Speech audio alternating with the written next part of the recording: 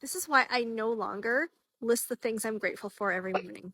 Now, don't get me wrong, gratitude is a huge part of the manifestation process and for creating things in our life. Not to be cheesy, but I love the quote by Oprah where she says, if you're not grateful for what you already have, why would the universe give you more? So gratitude is really important. And getting up every morning as part of my morning routine and listing all the things I was grateful for was a huge part of my manifestation process. And it worked really well until it didn't. Because you see, for me, at some point, it started to turn into a routine, just something I got up and did and wrote a list every day. And there's a big difference between writing a list and really connecting to your gratitude and to what you're grateful for. Now, don't get me wrong, I am not knocking this practice. It is a powerful practice to do. But sometimes we need to ask if what we're doing is still working. So when I discovered that this started just being like a routine for me, and I had to get honest with myself and say, am I just making a list here? I realized this wasn't working the way it used to anymore. So I had to change things. Now, I still have a gratitude practice, but how I connect to that gratitude and how I express it are very different. And I think the point here is we all have to do what works for us.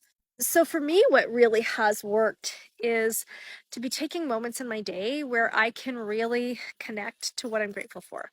One of the things I love to do is to come outside and be on my ranch and be with my horses. And there's always moments in the day that I think can be really easy to just take for granted as moments in the day. I love the expression that says life is so subtle that sometimes we barely notice ourselves walking through doors that we once prayed would open. And when I heard that quote, it really woke me up to realize, no, I don't want to barely notice. I want to savor those moments when I go through those doors or I have those experiences. So for me, what I have done now for my gratitude practice is when I'm in the spaces that make me feel really good, I make sure not to walk really quickly. Like tonight, you can see it's a beautiful sunset.